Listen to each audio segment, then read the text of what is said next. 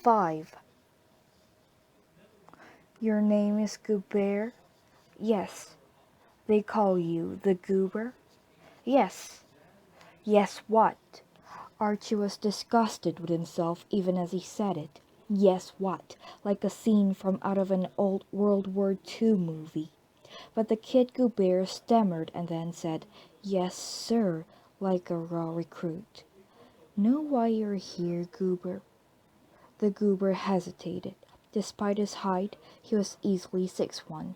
He reminded Archie of a child, someone who didn't belong here, as if he'd been caught sneaking into an adults-only movie. He was too skinny, of course, and he had the look of a loser. Vigil bait. Yes, sir, the Goober finally said. Archie was always puzzled about whatever there was inside of him that enjoyed these performances, toying with kids, leading them on, humiliating them finally. He'd earned the job of a signer because of his quick mind, his swift intelligence, his fertile imagination, his ability to see 2 moves ahead, as if life were a giant checker or chess game. But something more than that. Something nobody could find words to describe.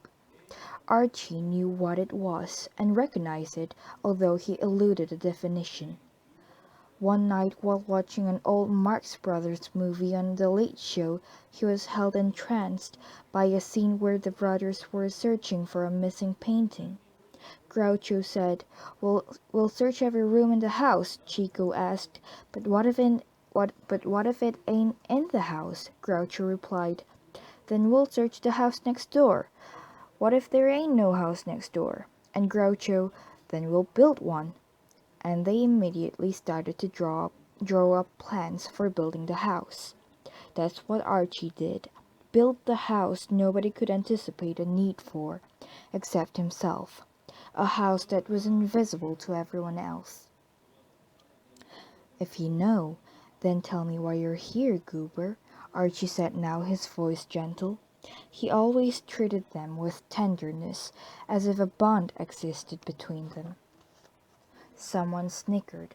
Archie stiffened, shot a look at Carter, a withering look that said, Tell them to cut the crap. Carter snapped his fingers, which sounded in the quiet storage room like a banging of a gavel.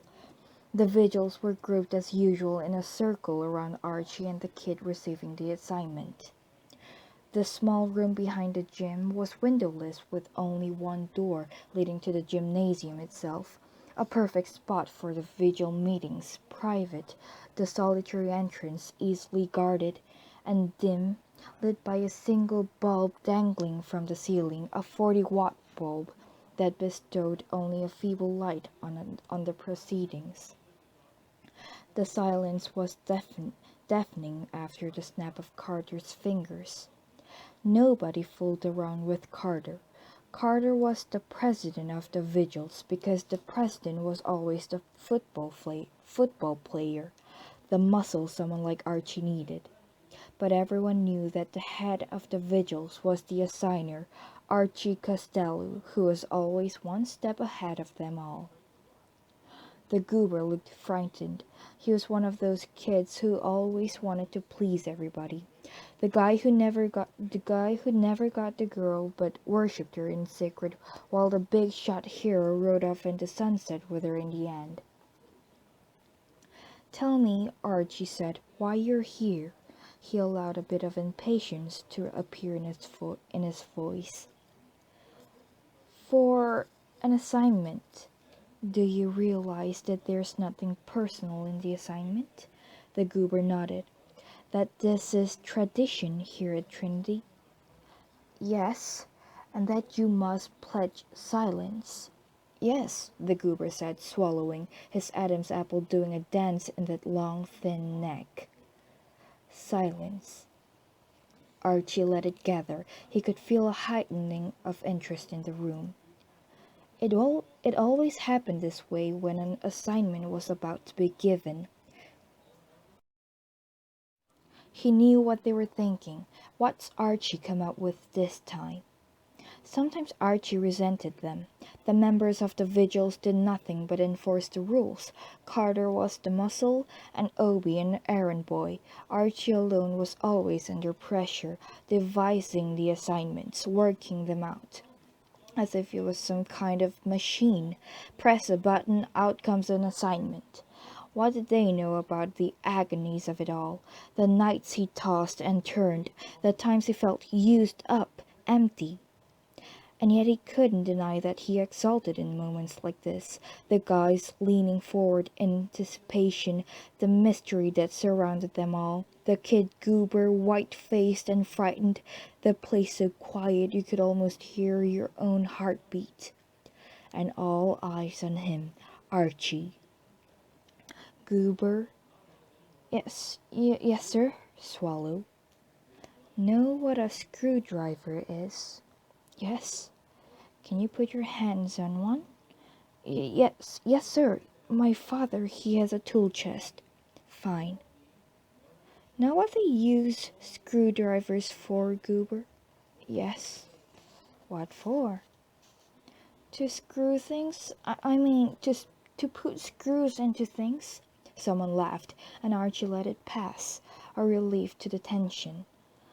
And also, Goober, Archie said, a screwdriver takes screws out of things, right? Yes, sir. A screwdriver, then, can loosen as well as tighten, right? Right, the Goober said, nodding his head eager, his attention fastened on the thought of the screwdriver, almost as if he were hypnotized, and Archie was carried on marvelous waves of power and glory, leading the Goober toward the ultimate destination, feeding him the information little by little, the best part of the lousy job. Not really lousy, though. Great, in fact. Beautiful, in fact. Worth all the sweat. Now, do you know where Brother Eugene's homeroom is located? The anticipation in the air was almost visible at this moment, blazing electric. Yes, room 19, second floor. Right, Archie said, as if giving the Goober an A for recitation. Next Thursday afternoon, you'll make arrangements to be free. Afternoon, evening, all night if necessary. The Goober stood there spellbound.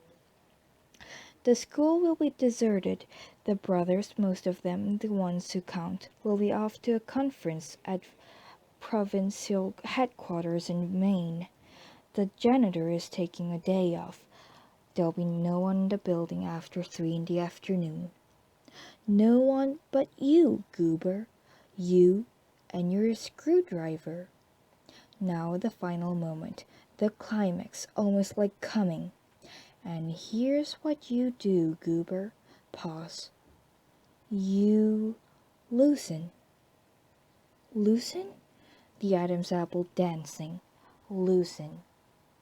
Archie waited a beat, in strict command of the room, the silence almost unbearable, and said, Everything in Brother Eugene's room is held together by screws. The chairs, the desks, the blackboards. Now, with your little screwdriver, maybe you'd better bring along various and assorted sizes just in case. You start to loosen. Don't take out the screws, just loosen them until they reach that point where they almost ready to fall out, everything hanging there by a thread. A howl of delight came from the guys, probably Obie, who had gotten the picture, who could see the house that Archie was building, the house that didn't exist until he built it in their minds. Then others joined in the laughter as they envisioned the result of the assignment. Archie let himself be caressed by the laughter of admiration, knowing that it scored again. There were always They were always waiting for him to fail, to fall flat on his face, but he'd scored once more. Geez, the goober said, that's gonna take a lot of work. There's a lot of desks and chairs in there. You'll have all night. We guarantee you won't be disturbed. Geez. The Adam's apple was positively convulsive now. Thursday, Archie said, a command in his voice, no nonsense, final, irrevocable. The goober nodded, accepting the assignment like a sentence of doom, the way all the others did, knowing there was no way out, no reprieve, no appeal. The law of the vigils was final. Everyone at Trinity knew that. Somebody whispered, "Wow!" Carter snapped his fingers again, and tension quickly built up in the room once more. But a different kind of tension. Tension with teeth in it. For Archie, he braced himself. Reaching under the abandoned teacher's desk, he sat behind his presiding officer. Carter pulled out a small black box.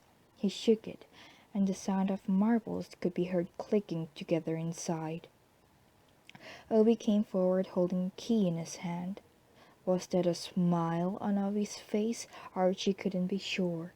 He wondered, does Obi really hate me? Do they all hate me? Not that it mattered, not while Archie held the power. He would conquer all, even the black box. Carter took the key from Obi and held it up. "Ready?" he asked Archie. "Ready," Archie said, keeping his face expressionless, inscrutable as usual, even though he felt a bead of perspiration trace a cold path from his armpit to his rib. The black box was his nemesis. It contained 6 marbles, 5 of them white and 1 of them black. It was an ingenious idea thought up by someone long before Archie's time, someone who was wise enough, or a bastard enough, to realize that an assigner could go off the deep end if there wasn't some kind of control. The box provided the control. After every assignment, it was presented to Archie. If Archie drew a white marble, the assignment stood as ordered. If Archie drew a black marble, it would be necessary for Archie himself to carry out the assignment, to perform the duty he had assigned for others. He had beaten the black box for 3 years. Could he do it again, or was his luck running out? Would the law of averages catch up to him? A tremor ran along his arm as he extended his hand toward the box. He hoped no one had noticed. Reaching inside, he grabbed the marble, concealed it in the palm of his hand. He withdrew his hand, held the arm straight out, calmly now, without shiver or tremor. He opened his hand. The marble was white. The corner of Archie's mouth twitched as the tension of his body relaxed. He had beaten them again. He had won again. "I am Archie. I cannot lose." Carter snapped his fingers, and the meeting began to break up. Suddenly Archie felt empty, used up, discarded. He looked at the kid Goober, who stood there in bewilderment, looking as if he were going to cry. Archie almost felt sorry for the kid. Almost, but not quite.